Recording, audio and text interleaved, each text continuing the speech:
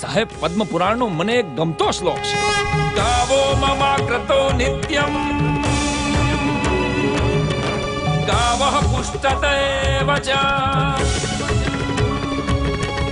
ગાવશ્ચ સર્વગાત્રેષુ ગવા મધ્યે વસામ્યહમ. પદ્મ પુરાણનો સૃષ્ટિ ખંડ સાક્ષી પૂરે છે.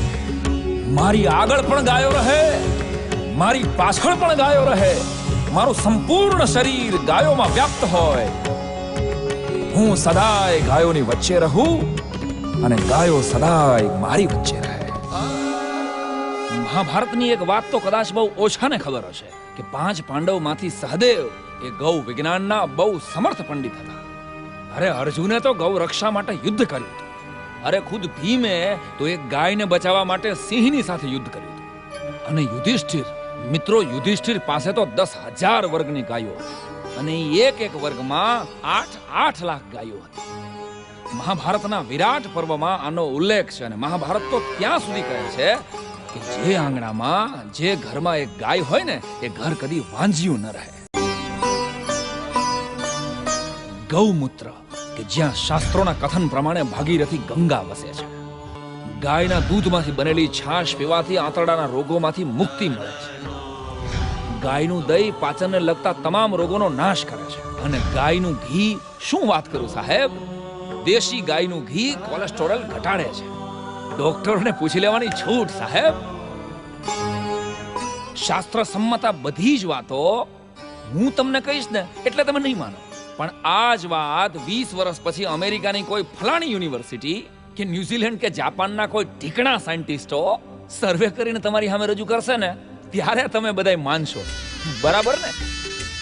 યાદ રાખજો મારા વાલા, આજે જો ગૌ સંવર્ધન નહીં કરીએ ને તો 20 વર્ષ પછી ભારત પાસે ભારતની એકે ગાયું જ નહીં હોય. અને 100 વર્ષ ધોળિયાઓની ગુલામી બેઠી છે ને એટલે ધોળિયાઓની કોઈ પણ વાતને સલામી મારીને સ્વીકારવાની સારી ટેવ પડી.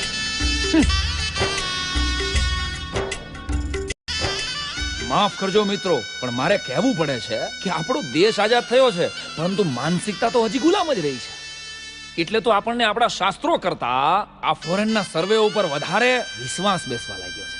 ફોરેનના શેમ્પૂ ને ફોરેનના સાબુ ને ફોરેનની ગાડી ને ફોરેનના ફાસ્ટ ફૂડ, અને આટલાથી પૂરું નહોતું તો જાણે ફોરેનથી આપણે જર્સી ગાયું લઈ આવ્યા.